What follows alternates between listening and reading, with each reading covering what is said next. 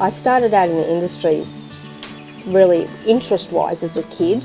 My dad used to take me to Moonee Valley trials to watch as a kid, and then when I moved to Queensland and met Phil, we were sitting down one night and we happened to flick onto Bruce 31 and the trots were on, and we're like, oh, we should go to the trots, and we did. And then some trainer, we can't even remember who it is. I know the horse, it was Jerry Jet, and he told me how to do the course and everything, and then so we just started from there. We love the horses. Yeah.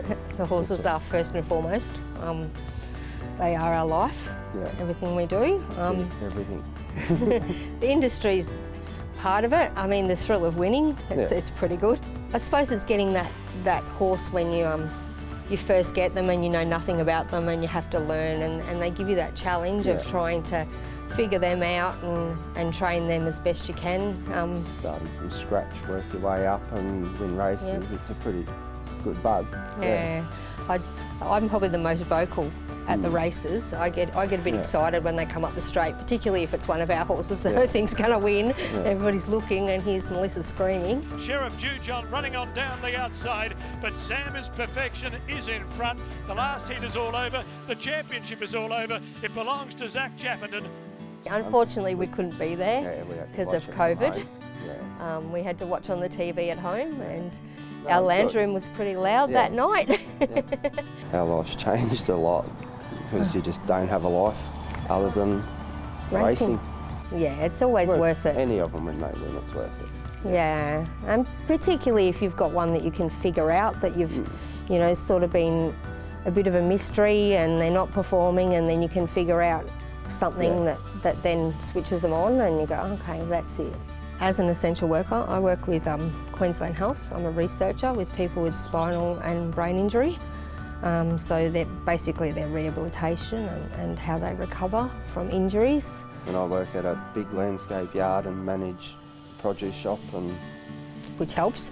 Which helps, yeah. So essentially all the horses and animals still needed to eat through all this. So I mean, a lot of the time if we all go to the races, Kayla's here on her own to have to feed up and rug, and it is a lot of work. We've got 18 horses here, so that's a lot of work to do on your own. It's sort of little things that have been little sacrifices in terms of racing, but happy to do it to keep racing going. I think if you're in the industry or starting out, just be prepared to work hard. It's no sense going into it half-hearted. You have to be prepared to do the work, and that. Listen and watch what other people do and say. Like, you always learn. Yeah. But you'll never stop know learning. everything. No, you can always listen and learn, but also, even with listening and learning to other people, be prepared to back yourself too. We tend not to set goals per se.